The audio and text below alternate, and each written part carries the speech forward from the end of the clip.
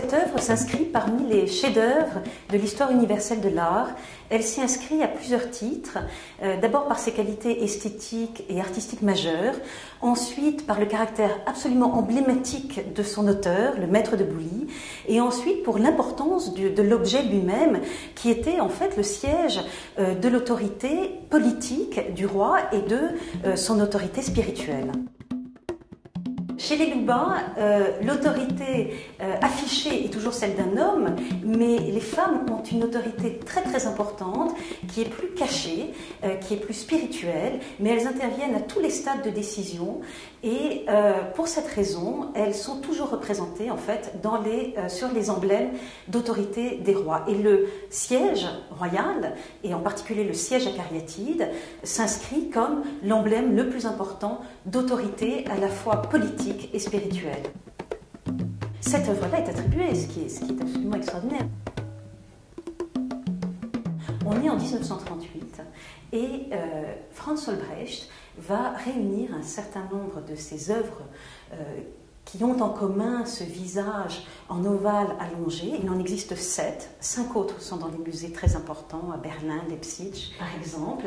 Et donc l'une des œuvres a été collectée près du village de Bouly, et il va écrire ici, nous ne sommes pas en face d'un sous-style Lubin, mais en face d'œuvres d'un seul et même maître.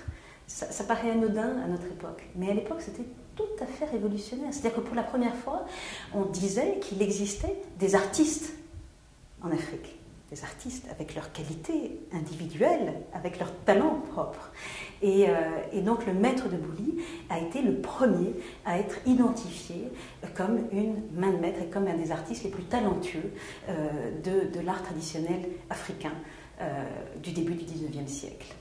Ce qu'il y a d'assez caractéristique dans les œuvres du maître de Bouly, c'est qu'au lieu de présenter un visage d'une beauté jeune, idéalisée, en fait d'une jeunesse idéalisée, lui, il va marquer plutôt une intériorité, une maturité, qui va se reconnaître à travers les reliefs plus marqués, les pommettes saillantes, le regard très filtrant en fait des paupières juste entrouvertes, un style qui est que certains ont pu qualifier de réaliste, mais qui en fait, à travers quand même le travail des traits, l'exagération de certains traits, en fait, évoque cette intériorité et cette maturité qui est très spécifique à l'œuvre du maître de Bouly.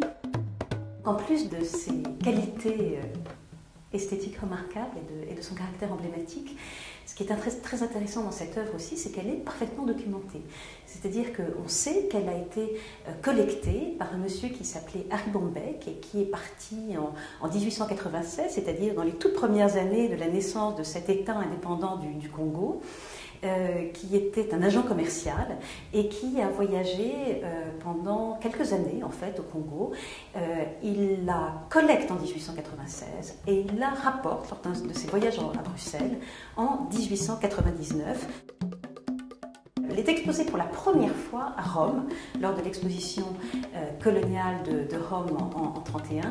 Et elle va être exposée régulièrement, notamment par Albrecht, à Anvers. Et puis, elle va être exposée aux États-Unis. Elle va rester pendant toute la période de la guerre au musée Buffalo. Elle rentre en Belgique et à ce moment-là, la famille décide de ne plus la montrer.